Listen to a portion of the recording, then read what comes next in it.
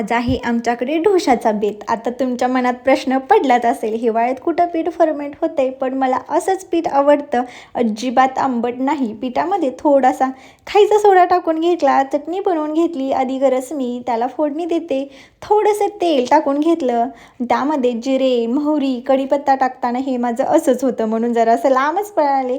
एका पाठोपाठ एक डोसा घालते, तोपर्यंत लक्षात आलं की अरे आपण तर पिठामध्ये मीठ टाकलंच नाही, ते पहिलं टाकून घेतलं। अजून जसजसे बनवून डोसे घेत होते ना, तसतसे ते अजून क्रिस्पी बनत होते। मग काय मूडच फ्रेश।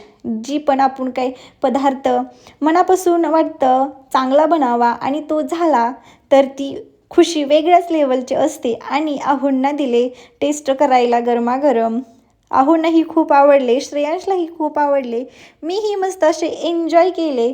तर इथेच व्हिडिओ एंड करते, चलो बाय।